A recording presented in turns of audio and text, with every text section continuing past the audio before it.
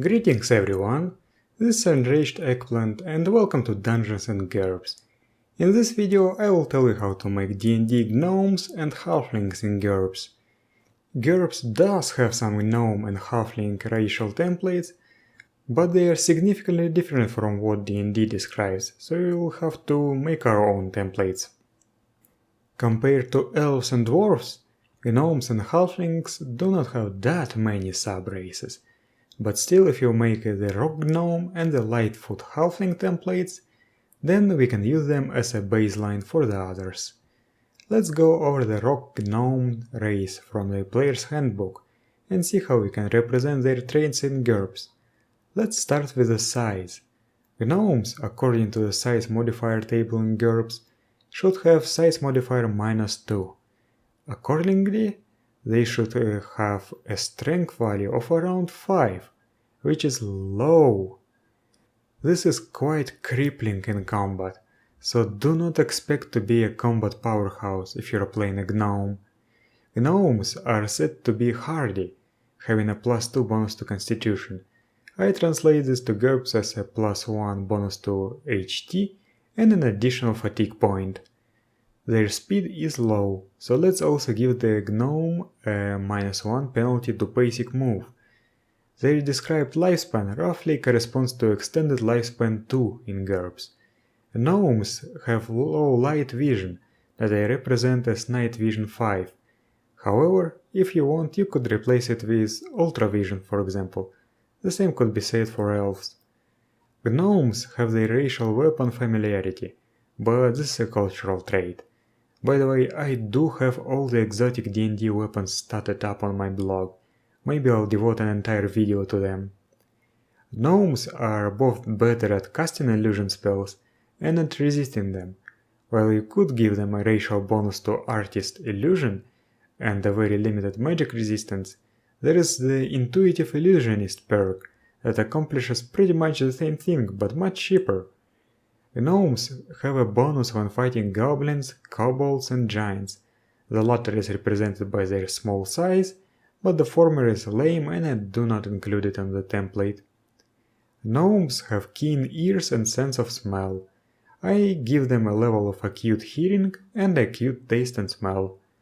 Finally, the gnomes have some innate spell-like abilities that can be used once per day. Daily uses is something I try to avoid when converting things from D&D, replacing them with fatigue point costs. I just feel that daily uses is a very gamey concept, same as uses per encounter. Honestly, I even dislike uses per session or adventure, so I really appreciate the existence of the game time variants for such traits in GURPS powers. So, back to the abilities. Light can be represented by the illumination perk. Sound is an auditory illusion, and speech with burrowing animals is a limited speak with animals advantage. Apply the magical power modifier, a fatigue cost on the first two, and you're done. But this is just one way of doing that. I'm sure you can come up with a few alternatives. And this is the final result. As you can see, the template cost is negative. And that makes sense, as the strength penalty is nothing to take lightly.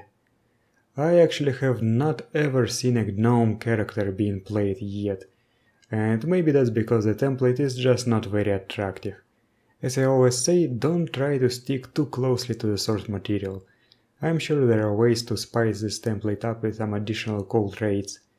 For example, after writing the script for this video, I'm going to replace Night Vision 5 with Ultravision. This is a trait that does not appear on any other racial template, and I think that it makes the gnomes more appealing. And it fits in terms of flavor too. Ultravision allows you to see small details with more ease.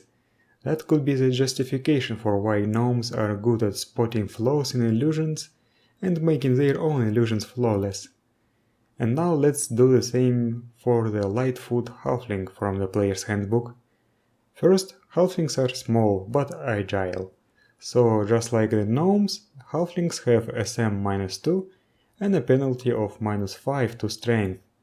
But they also get a +1 bonus to dexterity, which is significant. Due to having short legs, they also get a -1 penalty to basic move. Halflings are said to be athletic and agile, gaining a bonus to certain skills, including attack with ranged weapons. Honestly, the dexterity bonus already improves fixed skills, so I'd suggest you just skip it.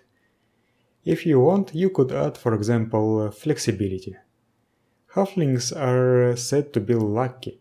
You may add luck as an innate trait, but I generally avoid assigning metagame traits to racial templates.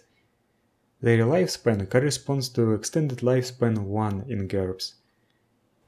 If we do all that, we get a quite weak and boring template with a cost deep below 0.